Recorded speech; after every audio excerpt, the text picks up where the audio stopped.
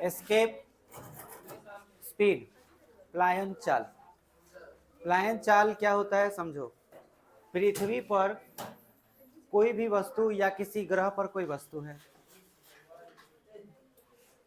अब देखो तुम कोई भी वस्तु ऊपर फेंकते हो, जैसे तुमने कोई वस्तु को फेंका तो वो वस्तु यहां से यहां गिर सकती है, इधर गिर सकती है, वापस धरती पर ही आके गिरती है। और अगर तुम वस्तु को तिरछा फेंक रहे हो, ऐसे बहुत जोर से फेंक रहे हो, तो भी ये आके कहीं ना कहीं पृथ्वी पर ही गिरेगा। ठीक है, ये चीज जो है ग्रेविटी के वजह से होती है, गुरुत्वाकर्षण उसको खींचने लगता है। और हम तुम लोग को बता चुके हैं कि गुरुत्वाकर्षण जो है वो एक द्रव्यमान, किसी वस्तु में अगर द्रव्यमान है तो वो अपने में से क्षेत्र रेखा निकालता है। जब भी आप कोई वस्तु फेंकते हैं तो आप उसी क्षेत्र रेखा से बंधे हुए वस्तु का विरोध करते हैं। मतलब कि यहाँ अगर एक गेंद है और गेंद को तुम ऊपर फेंकोगे तो क्षेत्र रेखा से जो वो बना हुआ है वो क्षेत्र रेखा फिर उसको वापस लाना चाहेगा। हम तुमसे बात वो कर रहे हैं कि अगर तुम ऐसा स्पीड इसको दे दो, इतना जोर से फेंको कि फिर यहाँ से जाने के बाद ये वापस धरती पर नहीं आए, कुछ ऐसा किया जाए कि ये धरती पर आए ही नहीं, तो उस कंडीशन में जो आप इसको जिस चाल से फेंकिएगा उस चाल का ही नाम क्या है? पलायन चाल। बात समझ में आया? एक ही बार इतना जोर से स्पीड से फेंकें, क्या ऐसा पॉसिबल है कि नहीं है?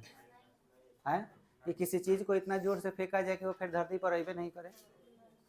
तो ऐसा अभी तक आपको लग रहा होगा कि पॉसिबल नहीं है। भले हम नहीं फेंक पाए, लेकिन हम कोई ऐसा चीज, कोई ऐसा मशीन बनाए कि मशीन के थ्रू ऐसा किया जा सके। जैसे आप देखिए रॉकेट को ले लीजिए, रॉकेट को जब यहाँ से भेजा जाता है तो पीछे जो है धुआं वो फेंकते जाता है और रॉकेट आगे की ओर बढ़ते चला जाता है। अब थोड़ा सा इस चीज को समझो कि रॉकेट को आप ऊपर फेंको लंबवत ऐसे या फिर ऐसे या ऐसे, किसी भी डायरेक्शन में फेंको, ग्रेविटी अगर देखा जाए तो पृथ्वी जो है इस वस्तु को खींच ही रही है अपनी तरफ। लेकिन आप देखते हैं क्या रॉकेट नीचे गिरता है? नहीं गिरता है, रॉकेट उड़ते चला जाता है। आसमान में जब देखोगे तो रॉकेट उड़ते चला जाता है। हाँ, कितने बच्चों को ऐसा लगता है कि रॉकेट को जब ऊपर उड़ाया जाता है तो रॉकेट आसमान में ऐसे क्यों दिखता है? इसे तो हम ऊपर भेज रहे हैं ना, तो ये सीधे नहीं जा करके, रॉकेट सीधे ना जा करके ऐसे तिरछे क्यों जाता है, मुड़ता क्यों है? हम कभी भी आसमान में हम भी देखे हुए हैं रॉकेट, आप भी देखे होंगे आसमान में रॉकेट ऐसे जाते हुए नहीं तो ऐसे जाते हुए देखते होंगे, तुम कभी भी ऐसे सीधा जाते हुए नहीं देखते हो। तो ऐसा क्यों? तो इसको समझिए, इसके पीछे कारण ये है कि अगर आप इस तरह से रॉकेट को ऊपर भेजिए या फिर इस डायरेक्शन में भेजिए, वो तो जा रहा है पृथ्वी से दूरे न जा रहा है। और हम रॉकेट भेजते हैं किस लिए हैं? इसलिए भेजते हैं ताकि रॉकेट के अंदर जो सैटेलाइट है वो जाए और इस जगह पर या इस जगह पर जा करके और पृथ्वी के चारों तरफ घूमने लगे। और पृथ्वी के तरफ चारों तरफ घूमने के लिए क्या जरूरी है बताओ? किसी चीज को घूर्णन गति करने के लिए, अर्थात वृत्तीय गति करने के लिए क्या जरूरी है? बता चुके हैं हम पहले ही। किसी चीज को वृत्तीय गति करना है तो इम्पोर्टेंट क्या है उसमें? बहुत पहले पढ़ाया जा चुका है, इतना इम्पोर्टेंट बात तुम लोग को याद नहीं। अभिकेंद्र बल। अगर पूछा जाए कि अभिकेंद्र बल क्या है, तो वृत्तीय गति कराने के लिए जिस बल की आवश्यकता होती है उसे अभिकेंद्र बल कहते हैं। अगर यहाँ पे सैटेलाइट पहुंच चुका है तो इसको अगर इसके चारों तरफ घूमना है तो इसको कौन से बल की जरूरत होगी? यस, अभिकेंद्र बल। और हर बल की अपनी एक दिशा होती है। तो मुद्दा ये है कि इस पर जो बल लगेगा वो किधर लगना चाहिए, तो नाम है अभिकेंद्र, मतलब केंद्र की तरफ। यानी केंद्र की तरफ कोई बल इस पे लग रहा हो तो ऑलरेडी इस पर जैसे ही बल लगेगा ये इधर न आकर के नाचने लगेगा। बात बुझाया? लेकिन इंपॉर्टेंट इसमें ये है कि ये नाचेगा तभी जब ये इस डायरेक्शन में थोड़ा सा गतिशील हो। थोड़ा सा गतिशील का मतलब ये समझो कि तुम एक गेंद ऊपर फेंका या इसी को मार्कर को ही हम ऊपर फेंकते हैं तो ये वापस रिटर्न पृथ्वी पे आ जाता है। क्यों ना हम ऐसे फेंकते हैं तो ऐसे नाचने लगे पृथ्वी के चारों तरफ? नहीं, अगर हम ऐसे तिरछे भी फेंकते हैं तो पृथ्वी पर ही जाकर गिरता है। हमको इसे इतना जोर से तिरछा भी फेंकेंगे, देखो तिरछा भी देखोगे तो कहीं लगेगा कि आसमान गिरा हुआ है, दूर कहीं लगता है कि आसमान गिरा हुआ है, आप वहां जाते हैं तो फिर उसके आगे लगता है कि आसमान गिरा हुआ है। तो आप याद रखें कि कोई चीज ऊपर फेंकने के लिए जरूरी नहीं है कि आप ऐसे फेंकें किसी वस्तु को, तिरछा भी फेंकिएगा तो वो आसमान में ही जाएगा। तिरछा भी, अगर तिरछा हम कितना के एंगल पर कोई वस्तु को फेंक दें, लेकिन उसे फेंकने के लिए यानी कि रॉकेट को उड़ाने के लिए जरूरी नहीं है कि रॉकेट सीधे ही उड़ाया जाए। रॉकेट ऐसे भी उड़ाया जाए तो भी रॉकेट आसमान में ही जाएगा, ऊपर ही जाएगा। और हमारा मकसद है कि इसके चारों तरफ रॉकेट जो है, इसको रॉकेट यानी कि इसमें जो रॉकेट के अंदर जो सैटेलाइट होता है उसको चारों तरफ घुमाना। और चारों तरफ घुमाते हैं तो उससे हमें लाभ क्या मिलता है? तो लाभ देखो, जानने के लिए तुम्हें जानना होगा कि रॉकेट नाचता है तो कितने तरह का गति वो करता है। और सॉरी, रॉकेट नहीं, पृथ्वी कितने तरह का गति करता है? पृथ्वी 2 तरह का गति करता है।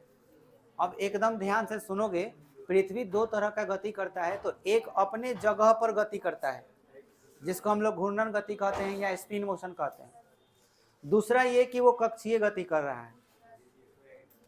अब इमेजिन करो, आप घर में अपना टीवी ऑन किए और टीवी ऑन करने के बाद आप कोई चैनल देखना चाहते हैं, जैसे कि सोनी टीवी। आपने सोनी टीवी के लिए जो भी बटन था वो ने दबाया और आपका टीवी चलने लगा। अब वो चल रहा है तो उसके कनेक्शन को थोड़ा सा समझो कि तुम्हारे घर में जो टीवी है और उस टीवी को तुम देख रहे हो, तो टीवी के बगल में एक मशीन होता है जिसे सेट टॉप बॉक्स कहते हैं।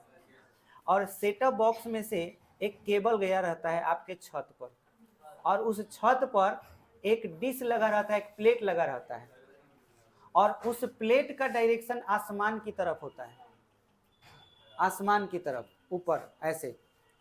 और वो जो डिश ऊपर लगा हुआ है एक प्लेट, वो जो डायरेक्शन है आसमान की तरफ, पता है वो आसमान की तरफ किसके लिए किया गया है? वो आसमान की तरफ किया गया है एक सैटेलाइट के लिए। ऊपर एक आपका सैटेलाइट है। ये सैटेलाइट में क्या होता है, जिस कंपनी का ये सैटेलाइट होगा, जैसे टाटा स्काई हम लोग पहले नाम से जानते थे, अब टाटा प्ले हो गया है।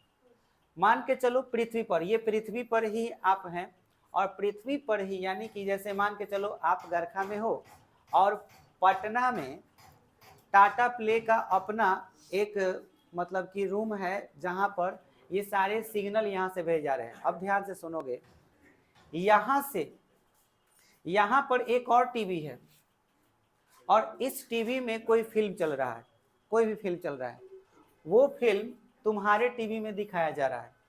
अब ये फिल्म यहाँ चल रहा है तो तुम्हारे टीवी में वो फिल्म कैसे चला? तो उसके लिए इस जगह पर जो टाटा प्ले है, जो कंपनी है, वो अपने पास एक बहुत ही पावरफुल ट्रांसमीटर रखा हुआ है। ट्रांसमीटर का मतलब होता है कि जो इसमें चलेगा उस सिग्नल को वो भेजेगा सैटेलाइट में डायरेक्ट। समझ में आया? और उस सिग्नल को कहाँ भेजा? सैटेलाइट में। और सैटेलाइट जब गया तो सैटेलाइट से फिर यह ट्रांसमीटर जो है, इसके पास रिसीवर और ट्रांसमीटर दोनों रहता है। यानी कि ये सिग्नल को रिसीव किया और रिसीव करने के बाद ट्रांसफर कर दिया तुम्हारे इस छत पर लगे हुए डिश में, या फिर किसी के भी घर में जो लगा है, सब जगह पर ये क्या कर रहा है, उसी सिग्नल को ट्रांसफर कर रहा है। और ये जब रिसीव किया तो वह सिग्नल केबल के जरिए सेट टॉप बॉक्स में आया, और सेट टॉप बॉक्स के जरिए तुम्हारे टीवी में आया, तब तुम उस चैनल को देख पाते हो। ये बात समझ में आया? अब ध्यान से सुनो, इसमें क्या ऐसा चीज है जो थोड़ा सा भी गड़बड़ होगा तो हम नहीं देख पाएंगे? सैटेलाइट बहुत ही इंपॉर्टेंट चीज है इसमें। अच्छा ये बताओ, ये सिग्नल कब पकड़ेगा? सैटेलाइट से ये सिग्नल कब पकड़ेगा? दिमाग लगाओ। और इसके सामने रहेगा तब ना। तुम देखा होगा जब भी तुम्हारे घर में कोई अगर डिश लगाने आया होगा तो वो इधर उधर घुमाता है, एक मशीन रखे रहता है, और वो मशीन जो है रेड कलर का लाइट उसमें से निकलता है, और वो बार बार वो चेक करते रहता है कि पूरा सिग्नल आया कि नहीं आया। अब थोड़ा सा भी हिलता है तो क्या हो जाता है, और बारिश आता है तो वो तो बाधा हो ही जाता है, बादल की वजह से सिग्नल पूरी तरह से पार होकर के नहीं आ पाते हैं, बादल ऊपर होते हैं तो। लेकिन मैं ये बोल रहा हूँ कि वो इधर उधर करता है, अचानक से तुमसे लात लग जाए इसमें, या बंदर आ जाए, बंदर परेशान करके, हमारा तो ऐसा ही धंसा दिया है। एक बार अभी कुछ दिन पहले बनवाए, और बनवा लेने के बाद वो बंदर ही खराब किया था, फिर दोबारा नया लगवाए, फिर खराब कर दिया, तब खीसे छोड़ दे कि जो अब रहे दे, अब नहीं चलेगा। तो बात ये है कि अगर ये थोड़ा सा भी हिला तो तुम्हारा ये सिग्नल गड़बड़ा गया। हम तुमसे ये कह रहे हैं कि अगर हाई हिलेगा तो क्या होगा, सैटेलाइट हिलेगा तो। अब तुम्हारे माइंड में एक भ्रम अभी आया होगा कि सर आप अभी बता रहे हैं कि पृथ्वी के चारों तरफ सैटेलाइट घूमता रहता है, राइट? ध्यान से सुनना। अभी हम तुमको बताएं कि पृथ्वी के चारों तरफ सैटेलाइट अगर घूम रहा है तो यहाँ भी अगर यह सैटेलाइट घूम रहा होगा तो तनियों से ये यहाँ से हटेगा तो सिग्नल आएगा। इसका मतलब क्या सैटेलाइट रुका हुआ है? नहीं, घूम रहा है, तो फिर हमारे पास सिग्नल आ के कैसे रहा है? जब यहाँ पे गड़बड़ी होगा तो हम टीवी नहीं देख पाते हैं। यही इंटरेस्टिंग चीज है, ये अगर जान गया तो तुम्हारा सैटेलाइट वाला प्रॉब्लम दूर हो जाएगा। इसमें समझो बढ़िया से यहाँ पे क्या इंपॉर्टेंट बात है। सैटेलाइट जो है गति करते हुए भी यह विराम में है, ये कैसे हो सकता है, इस चीज को समझो। तो मान के चलो हमारे पास ये मान लो कि सैटेलाइट है, ठीक है, मान लेते हैं, और ये मान लीजिए कि हमारे पास पृथ्वी है, और पृथ्वी का ये सतह हो गया। अब पृथ्वी अब सूर्य के चारों तरफ तो घूम ही रही है, लेकिन वो अपने जगह पर भी ऐसे घूम रही है, ठीक है। ये जिस चाल से घूम रही है, अगर हमें पता चल जाए कि इसका क्या चाल है, जैसे मान लेते हैं कि इसका चाल 40, थोड़ा देर के लिए मान लेते हैं कि 40 है इसका चाल, ठीक है, 40 यूनिट इसका चाल है, और ये ऐसे घूम रहा है। हमने इस पृथ्वी पर से ही एक रॉकेट छोड़ा, ये ऊपर गया, सैटेलाइट ये ऊपर जा रहा है, और जाने के बाद इतना दूर तक पहुंच गया। फिर हमने रॉकेट के डायरेक्शन को मोड़ दिया, और मोड़ देने के बाद इसको कुछ स्पीड दे दिए, जिसके वजह से इसके बीच अभिकेंद्र बल लग रहा था और ये इसके चारों तरफ घूमने लगा। लेकिन इम्पोर्टेंट यहीं पर है कि इसका स्पीड हम कितना देंगे। तो हमने इसका स्पीड कुछ इस तरह से दिया कि जैसे जैसे ये घूम रहा था वैसे वैसे ये भी घूम रहा था। समझ में? अब ध्यान से देखो, जैसे जैसे ये घूमेगा वैसे वैसे ये भी घूमेगा। अब पृथ्वी नाच रहा है और ये भी इसके चारों तरफ क्या हो रहा है, नाच रहा है। मतलब यूं समझ लो कि हमारे सामने कोई लड़का है और हम कहें कि तुम हमको देखो, हम तुमको देखेंगे, लेकिन हम नाचेंगे और तुम जो है हमारे सामने चेहरा के सामने रहना। अब हम ऐसे घूम रहे हैं तो वो लड़का हमारे सामने, वो ऐसा नहीं कि वो मेरे जैसा नाच रहा है, वो सिर्फ मेरे फेस के सामने ऐसे ऐसे घूम रहा है, ऐसे ऐसे, समझ में आया? लेकिन हम ऐसे नाच रहे हैं और वो हमारे फेस के सामने आते जा रहा है। तो बोलो, अगर वो ऐसा गति करेगा तो वो हमेशा क्या रहेगा, हमारे फेस के सामने रहेगा। तो वो गति करते हुए भी हमारे सापेक्ष वो विराम में है कि गति में है? वो विराम में है, और इस तरह से इसमें कोई हलचल नहीं होती है। बात बुझाया? इस उपग्रह का नाम है तुल्यकाली उपग्रह, या इंग्लिश में हम लोग जियो स्टेशनरी सैटेलाइट कहते हैं। जियो स्टेशनरी सैटेलाइट जो होते हैं, जिस तरह से पृथ्वी गति करती है उसी तरह से पृथ्वी के ठीक सामने, अब जैसे हमारा भारत देश है तो भारत देश के सामने एक सैटेलाइट है, और वो भारत देश का पूरा जांच पड़ताल सब चीज जितना है, मौसम का जानकारी, ये सब चीज का जो जानकारी है वो सैटेलाइट लेना चाहे तो ले सकता है। आगे सैटेलाइट का और डिटेल आपको 12 में पढ़ना है, लास्ट चैप्टर में, कम्युनिकेशन सिस्टम में। अभी फिलहाल आप ये जानिए कि सैटेलाइट दो तरह का होता है। एक सैटेलाइट ऐसा होता है जो पृथ्वी के साथ साथ चारों तरफ घूमता है, बात बुझाया, जिसके वजह से हमारे सिग्नल में डिस्टर्बेंस नहीं आता है, और हम हमेशा कोई ना कोई सिग्नल जो है पकड़ के, और उसके बाद हम कोई भी मूवी देख पाते हैं, एंटरटेन कर पाते हैं। ये थी टेक्नोलॉजी कि पृथ्वी के सापेक्ष गति। सोचो, कहने के लिए तो बहुत मतलब आराम से हमने बहुत इस तरह से बोल दिया, लेकिन ये इतना आसान था करना।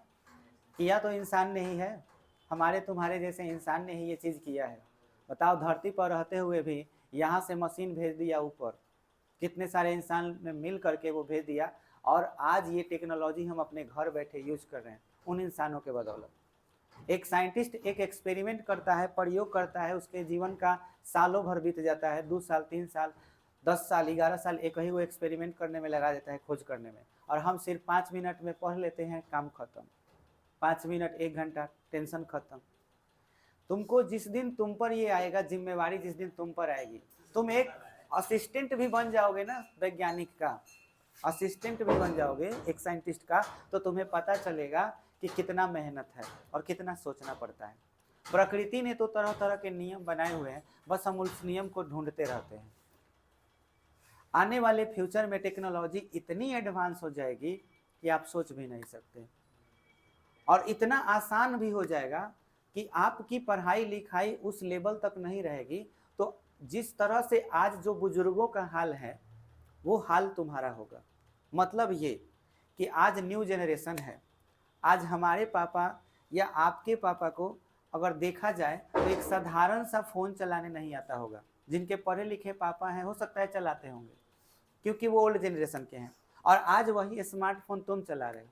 लेकिन आने वाले फ्यूचर में यह स्मार्टफोन जो है तुम्हारे लिए ओल्ड हो जाएगा, और जो नया जनरेशन आएगा ना, वो टेक्नोलॉजी बहुत एडवांस होगी जो तुम्हारे समझ से बाहर हो सकता है। इसके लिए तुम्हें हर चीज़ की जानकारी होनी चाहिए, क्योंकि समय के अनुसार टेक्नोलॉजी चेंज होते जाएगा। चलिए आगे समझते हैं। आप समझ गए ये जो अभी बताए तुल्यकाली उपग्रह, जिसको हम लोग जियो स्टेशनरी सैटेलाइट कह रहे हैं, वो सैटेलाइट चारों तरफ, पृथ्वी के चारों तरफ पृथ्वी के गति के समान गति करती है। और दूसरा होता है एक पोलर सैटेलाइट, जिसको हम लोग ध्रुवीय उपग्रह कहते हैं। अब पोलर सैटेलाइट क्या है, तो देखिए, ये पृथ्वी में ऊपर वाला नॉर्थ है, नीचे साउथ, इधर ईस्ट है, इधर वेस्ट है। तुल्यकाली उपग्रह किधर से किधर नाच रहा होगा, बता सकते हो? क्या लोकेशन होगा तुल्यकाली उपग्रह का? जियो स्टेशनरी सैटेलाइट का लोकेशन क्या हो सकता है? तो एक्चुअली भारत हमारे यहाँ पे इस सामने अगर है तो सैटेलाइट को यहाँ पे होना पड़ेगा और इसको ऐसे घूमना पड़ेगा। यानी हम ये बोल सकते हैं कि जियो स्टेशनरी सैटेलाइट जो होता है ईस्ट टू वेस्ट और वेस्ट टू ईस्ट ऐसे गति करते हैं। समझ में आया? और ये इनके द्वारा जो है हम लोग एंटरटेनमेंट कर पाते हैं। इसके अलावा कईक सिग्नल जैसे मोबाइल सिग्नल को भी भेजा जा सकता है। दूसरा सैटेलाइट का कैसे घूमता है, तो दूसरा सैटेलाइट नॉर्थ टू साउथ घूमता है, मतलब इस तरह से ऐसे गति करते हुए। इसको आप ऐसे समझ सकते हैं कि अगर ये पृथ्वी है तो इस डायरेक्शन में घूमने वाला जो सैटेलाइट होगा, ऐसे घूमने वाला जो सैटेलाइट होगा वो जियो स्टेशनरी सैटेलाइट होगा, है ना। और इस तरह से घूमने वाला जो सैटेलाइट होगा ऐसे, तो वो जो होगा वो ध्रुवीय उपग्रह होगा। और ध्रुवीय उपग्रह ऐसे जब घूमते हैं तो वो हमें कौन सा इंफॉर्मेशन देते हैं, तो इस इंफॉर्मेशन से आप देखे होंगे आपके फ़ोन में स्क्रीन पर ही वेदर का एक एप्लीकेशन होता है। वेदर कि तापमान यहाँ का कितना है, ये चीज़ आप लोग देखे होंगे। वो जो वेदर का इंफॉर्मेशन आप देख पाते हैं ना, वो इसी सैटेलाइट का देन है। वो इंफॉर्मेशन आपके मोबाइल पर इसी सैटेलाइट से आता है। यह बताता रहता है कि इन फ्यूचर अगले 2 घंटों में या अगले 24 घंटे में क्या बारिश हो पाएगी कि नहीं हो पाएगी। इन सभी चीज़ों की जानकारी पोलर सैटेलाइट करता है। बोलिए, क्लियर हो गया? तो अब आपसे पूछा जाए कि सैटेलाइट मुख्य रूप से कितने प्रकार का, तो 2 तरह का। एक वो पृथ्वी के गति के समान घूमने वाला, और दूसरा ये कि उत्तरी ध्रुव से दक्षिणी ध्रुव और दक्षिणी ध्रुव से उत्तरी ध्रुव घूमने वाला। अब आपसे पूछे कि मौसम की जानकारी कौन देता है? उत्तर से दक्षिण और दक्षिण से उत्तर की तरफ घूमने वाला उपग्रह से हमें मौसम की जानकारी होती है, और इसे हम कौन सा उपग्रह कहेंगे? ध्रुवीय उपग्रह। समझ में आया? ध्रुवीय उपग्रह क्लियर हो गया। अब आपसे पूछा जाए तुल्यकाली उपग्रह, इसमें तुल्य अकाली ये वर्ड किसके लिए आया है? काली शब्द धरती के लिए आया है और तुल्य शब्द तुलना के लिए आया है। यानी कि मतलब तुल्यकाली यानी पृथ्वी की तुलना उपग्रह से हुई। समझ में आया? क्योंकि जैसे जैसे पृथ्वी नाच रहा है तो शब्द में ही अर्थ है, तुल्य काली, काली पृथ्वी को कहा गया। क्लियर हो गया। और उपग्रह समझ ही रहे हो जो नाच रहा है। और ये किसकी जानकारी देता है, इससे क्या क्या फायदे हैं। तो इससे आपका जो मोबाइल काम करता है, आप एक दूसरे को कॉल करते हैं, तो ऐसा नहीं है कि एक फ़ोन यहाँ है और एक फ़ोन यहाँ है तो यहाँ से यहाँ सिग्नल आ गया। पहले सिग्नल सैटेलाइट में और तब आपके फ़ोन में आएगा। लेकिन यहाँ सैटेलाइट में जाने के लिए भी एक और टावर से गुजरना पड़ता है, तब जाके होता है। डायरेक्ट सैटेलाइट से फ़ोन करने के लिए सिर्फ वो आर्मी वालों के पास ही होता है। हम लोगों के पास, साधारण आदमी के पास ऐसा नहीं हो सकता है। सिर्फ अभी अभी खाली अमेरिका में एगो कनाडा में, 2 जगह में आईफोन वो फीचर्स दिया हुआ है। आईफोन में जो आईफोन होता है तो वो भी किस चीज़ के लिए दिया हुआ है, वो सिर्फ इस चीज़ के लिए दिया हुआ है कि बाई चांस कभी आप भटकते भटकते किसी जंगल या पहाड़ी क्षेत्र में चले गए और वहाँ आपके फ़ोन में एक भी टावर नहीं है, अगर टावर ही गायब हो जाए तो उस स्थिति में आपके आईफोन में एक फीचर्स, और आईफोन जो अभी नया आया है 14 प्रो, सिर्फ उसी में ये फीचर्स है। उसके जरिए आप डायरेक्ट सैटेलाइट को, और सैटेलाइट से डायरेक्ट आप उसे कॉल कर सकते हैं जिससे आप हेल्प मांगना चाहते हैं। अगर आपको हेल्प चाहिए कि आप फंस गए हैं या आपका क्रैश हो गया है कहीं पर, आप एक्सीडेंट कर गए हैं, तो उसके लिए ही केवल ये बताएगा। जहाँ टावर नहीं, टावर भी नहीं भी पकड़ेगा तो भी तुम वहाँ से फ़ोन कर सकते हो, क्योंकि सैटेलाइट का टावर कहीं ख़त्म नहीं होता है। सैटेलाइट का टावर जो है पृथ्वी के हर जगह पर जहाँ पे लगाया गया है वो हर जगह रहेगा, कहीं वो नहीं हो ख़त्म होगा, तो वो कहीं भी रहेगा वहाँ से वो कॉल कर सकता है। लेकिन प्रॉब्लम ये है कि ये सुविधा जो है, आप यहाँ पे अगर भारत में वो फ़ोन ले भी ले रहे हो तो ये सुविधा भारत में तुमको नहीं मिलेगी, क्योंकि उसके लिए भी तो उसका अपना सैटेलाइट चाहिए ना, उसका एक अलग सुविधा। अमेरिका ऐसा कर रहा है तो इसलिए वो निकाला है। बात समझ में आया। और सिर्फ उससे केवल हेल्प के लिए ही आप 3 बार यूज कर सकते, 2-3 बार शायद है ऑप्शन में यूज कर सकते हैं, और उसके लिए पैसा भी लगेगा तब जा करके होगा, अभी फ्री है। चलिए, उम्मीद है कि आप उपग्रह के बारे में समझ गए होंगे। उपग्रह अभी भी ख़त्म नहीं हुआ है। उपग्रह का यूज, सैटेलाइट का यूज बहुत सारा है, बहुत सारे इसके एप्लीकेशंस हैं।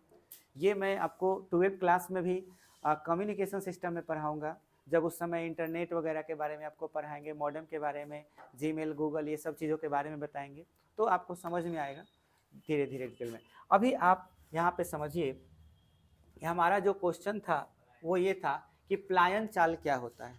प्लायन चाल का सीधा मतलब यहाँ पे ये है कि आप किसी वस्तु को इतना जोर से फेंकें, इतना गति दे दें कि वो फिर धरती पर नहीं आए, तो उस कंडीशन में उस चाल को हम लोग कहेंगे प्लायन चाल। और ऐसा कब हो सकता है, तो इसको इस तरह से समझा जा सकता है कि अगर हमारे हाथ में, जैसे मान के चलिए कि ये सैटेलाइट है, और ये सैटेलाइट जो है धरती पर से ऐसे ऊपर गया, और ऊपर जब जग गया तो पृथ्वी तो इसको खींच ही रही थी, और पृथ्वी जब खींच रही थी हमने इसमें एक गति दे दिया। अब वो गति कैसे दिया, या तो इस पर धक्का दे करके किया या किसी भी तरह से, और जैसे ही इसको गति दिए तो ये तो इधर खींच ही रहा है ना, और जैसे ही इसको गति दिए तो ये चारों तरफ क्या होने लगा, नाचने लगा। तो बोलिए ऐसे नाचेगा तो कभी भी हमारे यहाँ सेंटर में पहुँचेगा ये नहीं, बस रुकेगा तो सेंटर में पहुँच जाएगा।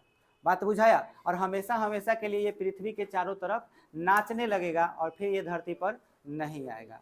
बोलिए क्लियर हो गया। और इसी को हम लोग क्या कहेंगे, प्लायन चाल। अब प्लायन वेग कितना लोग कह देता है, लेकिन प्लायन वेग में वेग लगा हुआ है, और वेग कौन सी राशि है, सदिश राशि। और प्लायन चाल बोल रहे हैं तो चाल कौन सी राशि है, अदिश। अदिश ऐसा हम इसलिए बोल रहे हैं क्योंकि जो तुम रॉकेट यहाँ से भेजते हो जरूरी नहीं है कि इस डायरेक्शन में जाए, रॉकेट ऐसे भी जा सकता है, ऐसे भी जा सकता है, ऐसे भी, किसी भी डायरेक्शन में जा सकता है, तो इसका डायरेक्शन फिक्स नहीं है, इसीलिए हम इसे प्लायन चाल बोलते हैं। बुक में कहीं कहीं आपको प्लायन वेग मिल सकता है, तो उसका सीधा मतलब होता है कि रॉकेट ऐसे उड़ाना है फिर बाद में तिरछा कर देना है, इसका मतलब ये हुआ। चलिए, अब हम लोग को ये जानना है कि आखिर ये स्पीड कितना होना चाहिए, कितना ये स्पीड हो कि हम किसी वस्तु को उतना स्पीड दे दें तो वो वापस नहीं आए, तो उसे हमें निकालना पड़ेगा, सोचना पड़ेगा कि ये वैल्यू कैसे निकलेगा। तो पहले आप इसका डेफिनेशन लिख लो, फिर निकलवाते हैं इसका। लिखिए,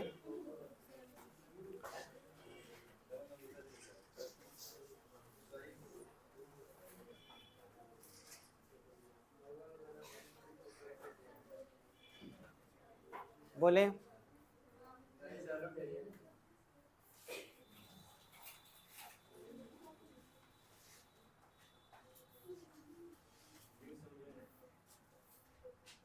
पृथ्वी पर स्थित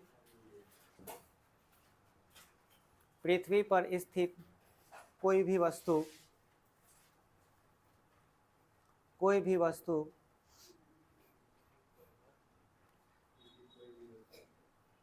वस्तु को ऊपर की ओर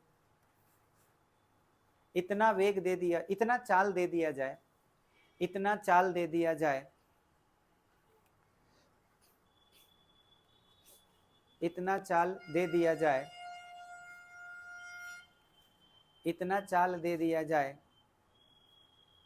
कि वस्तु गुरुत्वीय क्षेत्र से बाहर हो जाए,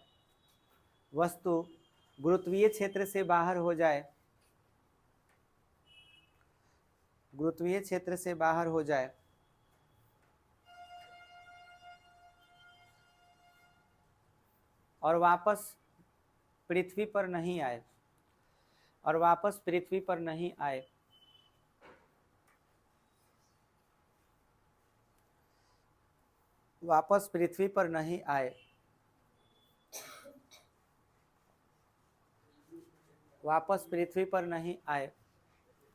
तो उस चाल को प्लायन चाल कहते हैं। तो उस चाल को प्लायन चाल कहते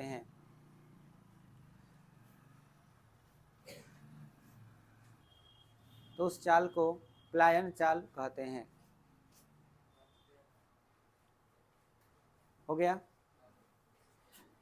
चलो अब समझो। यहाँ पे मान लो ये हमारी पृथ्वी है। अच्छा, इमेजिन करो कि आने वाले 1 सप्ताह बाद हम ये मान के चलते हैं कि धरती खत्म हो जाएगा, तब क्या करोगे सब? अच्छा, ये मान लेते हैं कि 1 सप्ताह बाद ऐसा होने वाला है। मान लेते हैं कि 1 सप्ताह बाद इस पृथ्वी पर, धरती पर एक ऐसा बीमारी फैलने वाला है, या फिर यूँ मान के चलो कि धरती का लगभग आधा से अधिक का हिस्सा खत्म हो गया, लोग मर चुके हैं एक वायरस की वजह से, और वो वायरस फैलते जा रहा है और हमारे इंडिया में आ चुका है, और केवल इंडिया ही बच चुका है। तो कुछ ही दिनों में हम लोग का भी काम तमाम हो जाएगा। तो उस कंडीशन में आपके हिसाब से क्या करना चाहिए? आप वायरस के दवाई खोजिएगा। Very nice. तो आप वायरस का दवाई, वायरस जानते हो किसे कहते हैं? वायरस का परिभाषा भी नहीं मालूम और दवाई खोजेगा? वायरस क्या होता है? अच्छा ये बताओ, वायरस जिंदा होता है कि मरा हुआ होता है? जिंदा होता है, मरा हुआ होता है। वाह, अरे वाह, वायरस भी जानता है सब। भाई ना ये मरने की कैटेगरी में आता है और ना ही जीने की कैटेगरी में। वायरस ना तो जिंदा होता है और ना ही मरा हुआ होता है। तो अब तुम लोग कहोगे तब सर क्या होता है? वही कि ना वो मरा हुआ है ना जिंदा है, इसका मतलब क्या हुआ? तो वायरस जो होता है ये पृथ्वी पर का एक ऐसा प्राणी है जो प्राणी ही नहीं है। एक्चुअली ये अगर किसी के शरीर पर चिपक जाए तो जिंदा हो जाएगा। मतलब कि किसी सजीव चीजों पर अगर गिर जाए तो वो जिंदा हो जाएगा ऑटोमेटिक, और अगर किसी निर्जीव के चीजों पर गिर जाए तो मर गया, और फिर अगर किसी सजीव में सट गया तो फिर जिंदा। तो ऐसे चीजों को ही हम लोग वायरस कहते हैं। वायरस का मतलब यही होता है। तो इसका मतलब आप लोग नहीं जानते थे कि वायरस क्या होता है, 9th क्लास में ही पढ़ना है। चलो अब सुनो ध्यान से, वायरस समझ गया सब? मान लो कि ये वायरस अब हम लोग को खत्म करने वाला है, और तुम सब लोग साइंटिस्ट हो, सब कोई न्यूक्लियर साइंटिस्ट है, तो कोई रॉकेट साइंटिस्ट है, सब कोई इसमें अलग अलग साइंटिस्ट है। तो उस कंडीशन में तुम्हें क्या करना चाहिए? चांद पर जाओगे?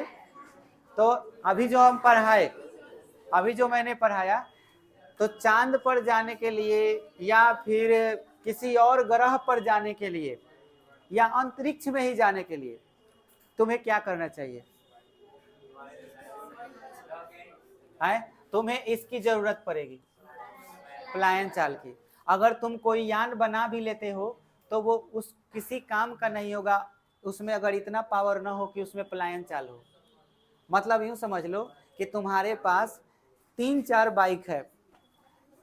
अब एक बाइक है और एक साइकिल है, और दोनों में स्पीड मतलब कि लगाया जाए कि कौन जीतेगा, तो जाहिर सी बात है साइकिल जीत जाएगा, बाइक जीतेगा। क्यों?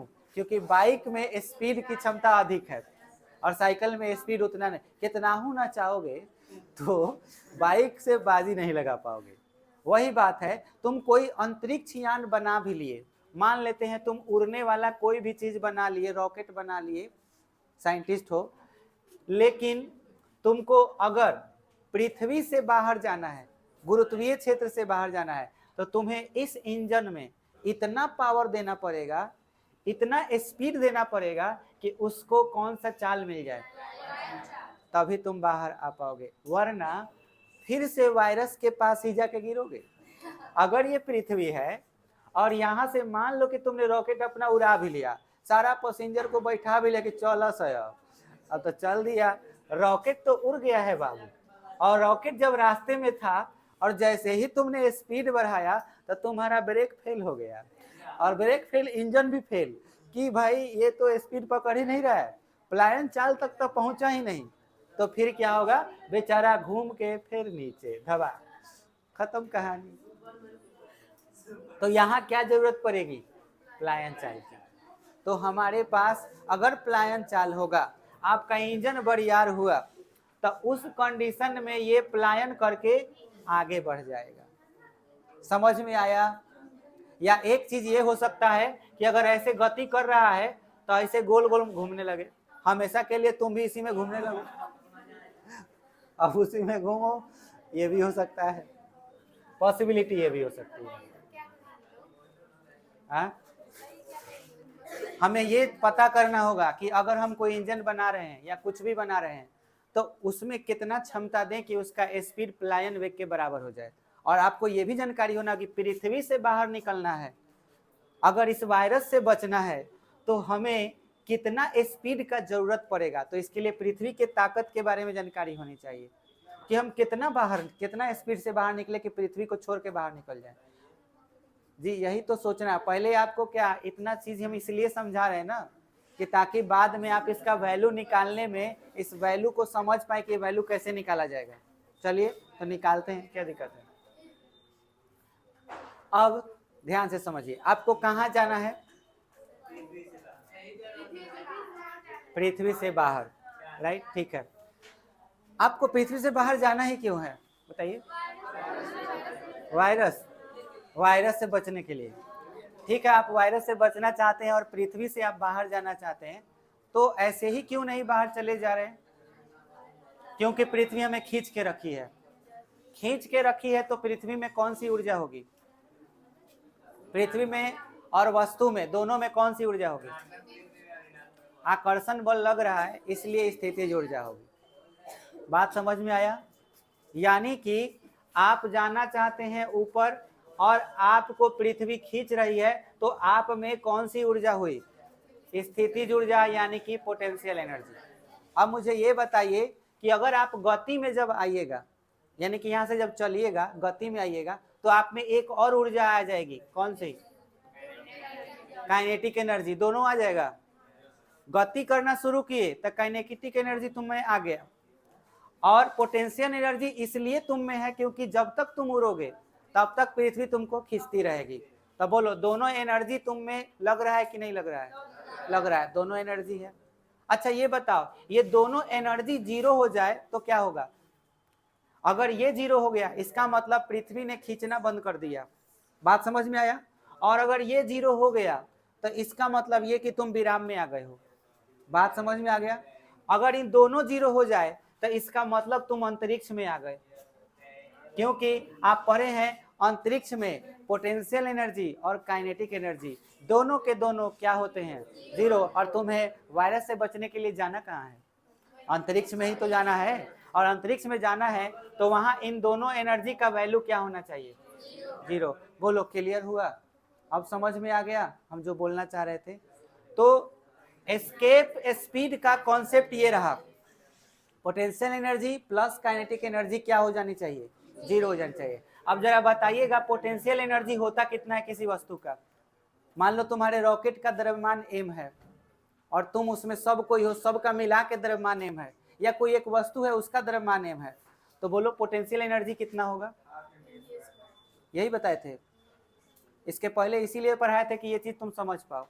तब पोटेंशियल एनर्जी स्थितिज ऊर्जा बताए थे -G(m)(E)m और बटा में r², ये था। अच्छा, प्लस काइनेटिक एनर्जी का फॉर्मूला 12mv², 12m, और जिस स्पीड से तुम जा रहे हो उसी स्पीड को बदलना है किस चीज में, प्लायन चाल में। तब प्लायन चाल का इंग्लिश एस्केप स्पीड है, इसलिए मैं इसको सूचित कर रहा हूँ VE से। VE का मतलब एस्केप वेलोसिटी या एस्केप स्पीड, वेलोसिटी नहीं बोलना है लेकिन V से ही ना चाल को सूचित करते हैं। तो हमको अब बोलो किसका वैल्यू चाहिए, VE का मान चाहिए, और ये दोनों जोड़ के क्या होना चाहिए, 0। अब बोलो ये निगेटिव है तो इधर आएगा तो पॉजिटिव, तो 12m VE, हाई VE² होगा ना जी, बराबर G(m)(E)m। आई देखो हाई तुम लोग हो, हाई पृथ्वी खींच रही है, समझ में आया, ये गुरुत्वाकर्षण नियतांक है, और r क्या है, तुम्हारे और पृथ्वी के बीच की दूरी है, हाँ सेंटर से। चलो दोनों तरफ क्या कट रहा है, mm कट गया, 2 से क्रॉस गुना कर लो, तो बोलो क्या आएगा, 2gme, तब VE² बराबर 2gme और बटा उसके बाद r आ जाएगा, स्क्वायर को इधर भेजो, तब VE बराबर √2gme बटा में r। अब हम एक जमाने में भार के बारे में बताए थे, हाँ पढ़ाए थे, भार, आपका भार कितना होता है mg, याद कीजिए भार के बारे में mg बताए हैं, बहुत बार बताए हैं, एक बार नहीं कई एक बार।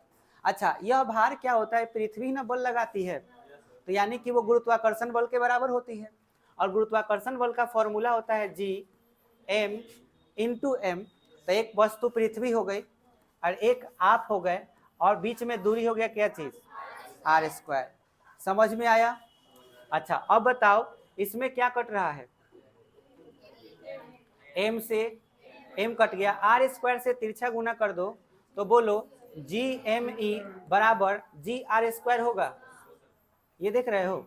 तो तुम्हें ये याद रखना है कि जहां भी Gme आए तो उसके जगह पर हम क्या लिखते हैं, gr² लिखते हैं। तो क्या हम इसमें ये वैल्यू पुट कर सकते हैं, तो बोलो VE बराबर क्या लिखाएगा, √2 Gme को gr² और बटा में आए, यहाँ पे r से इसका पावर कट गया, तो VE बराबर क्या आया, √2 gr। तुमको जाना कहाँ है, आसमान में से कि धरती पर से, आसमान में तो लटके हुए नहीं रहोगे, धरती पर से न जाना है। अब मान लो है धरती है, तुम यहाँ पर हो, है पृथ्वी का केंद्र है, तो हई वाला दूरी को r बोलोगे, बोलोगे ना। यानी कि अगर हम देखें तो इस r का वैल्यू किसके बराबर होगा, कैपिटल R, और पृथ्वी की त्रिज्या कितनी होती है, अच्छा 6400 किलोमीटर ये होता है। अगर मैं यहाँ पे वैल्यू पुट कर दूं तो बोलो VE बराबर क्या होगा, √2, जी का मान अप्रोक्सीमेट 10 ले रहे हैं, यहाँ पे लिख दे रहे हैं 6400, किलोमीटर है मान के चलो, समझ में आया। अब बताओ इसका वैल्यू कितना के करीब में आएगा, गुना में ले, ठीक है। तो 64 का वर्गमूल कितना हो जाएगा, 8 हो जाएगा, 8 दूना 16, और 16 का वर्गमूल कितना होगा, 4 हो जाएगा, ठीक है।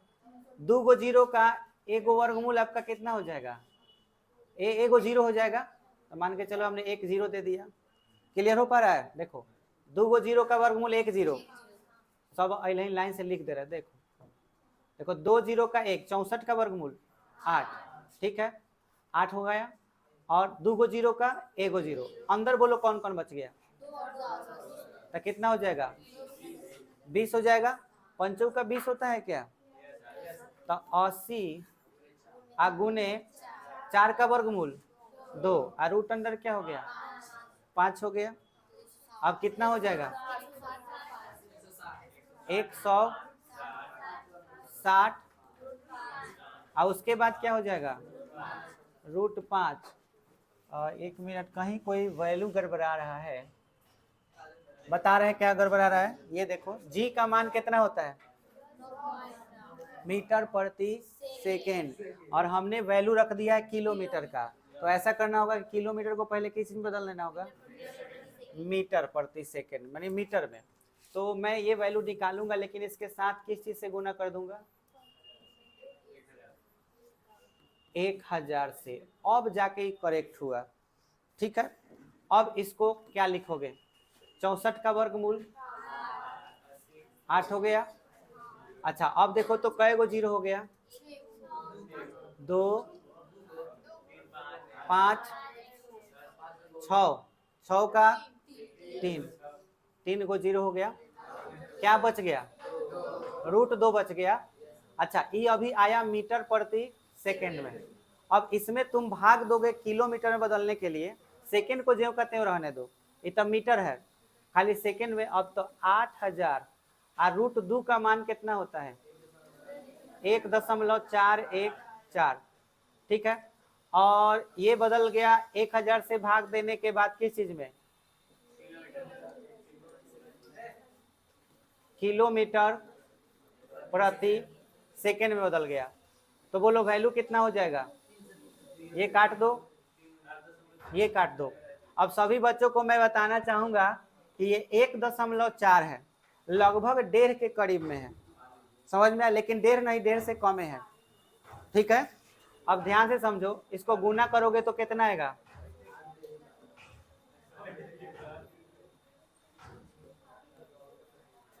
8 चौका 32, 8 एकम 8, 8 और 3 11, 1 8 चौका 32, कितना हो जाएगा 32 एक 33, 3 हो जाएगा। 8 एकम 8, 8 और 3 11.3 किलोमीटर प्रति सेकेंड। तो इसका टोटल वैल्यू बोला जाता है v बराबर 11.3 किलोमीटर प्रति सेकेंड। ये तुम्हारा एस्केप वेलोसिटी, एस्केप स्पीड हो गया। अगर तुम धरती पर हो तो तुमको यहाँ से बाहर निकलने के लिए कितना स्पीड देना पड़ेगा, हाँ मतलब 1 सेकेंड में नेवाजी टोला इतना स्पीड देना पड़ेगा। यहाँ से 11 किलोमीटर दूर 1 सेकेंड में जाने वाला कोई मशीन बना लेते हो तुम, तब तुम पृथ्वी से बाहर जा सकते हो, वरना इससे थोड़ा सा भी कम हुआ तो पृथ्वी पर ही आके गिरोगे। बात बुझाया, इतना होना चाहिए, नहीं तो इससे ज्यादा होना चाहिए। ये ऑब्जेक्टिव में भी पूछता है और सब्जेक्टिव में भी पूछता है कि प्लायन वेग का मान ज्ञात करें। तो प्लायन वेग का मान ज्ञात करने के लिए कहे तो आप ऐसे निकालिए, और आपसे ऑब्जेक्टिव में पूछ दे कि पृथ्वी के लिए प्लायन वेग कितना होता है, तो आंसर कितना होगा 11.3 किलोमीटर प्रति सेकेंड। कहीं कहीं 11.2 भी लिखा रहता है, समझ में आया। 11.2 इसलिए लिखा रहता है क्योंकि जहां 10 लिए हैं वहां 9.8 होगा। चलो अब तुम लोग यहाँ पे एक बात लिख लो नीचे, और उसके बाद ये नोट करना, परिभाषा लिखे हो ना, लिखो गुरुत्वीय क्षेत्र से बाहर जाने के लिए, गुरुत्वीय क्षेत्र से बाहर जाने के लिए, गुरुत्वीय क्षेत्र से बाहर जाने के लिए, बाहर जाने के लिए यांत्रिक ऊर्जा शून्य होनी चाहिए, यांत्रिक ऊर्जा शून्य होनी चाहिए, यांत्रिक ऊर्जा शून्य होनी चाहिए।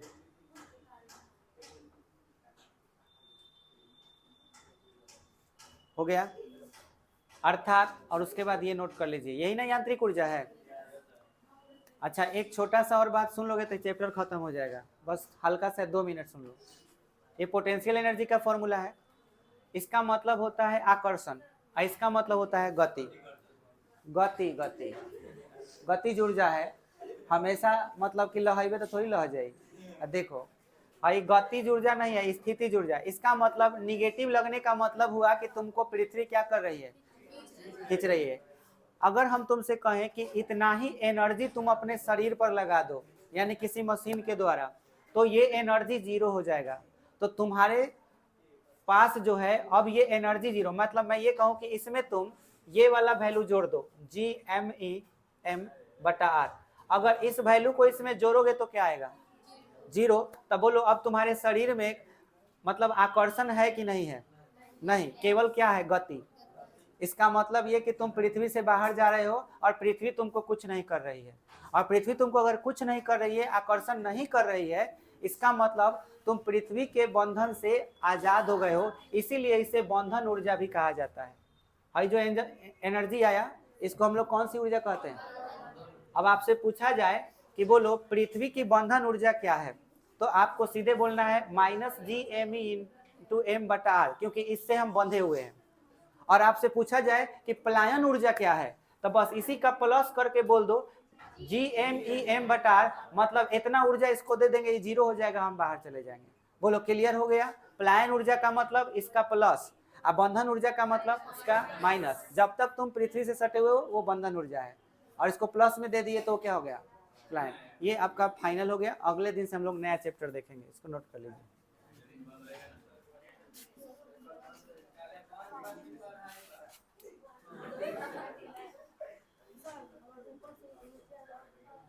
तो उसके लिए कुछ चीज की जरूरत नहीं है, सिर्फ तुमको गुरुत्वीय क्षेत्र में प्रवेश करना है, बाकी पृथ्वी सब संभाल लेगा।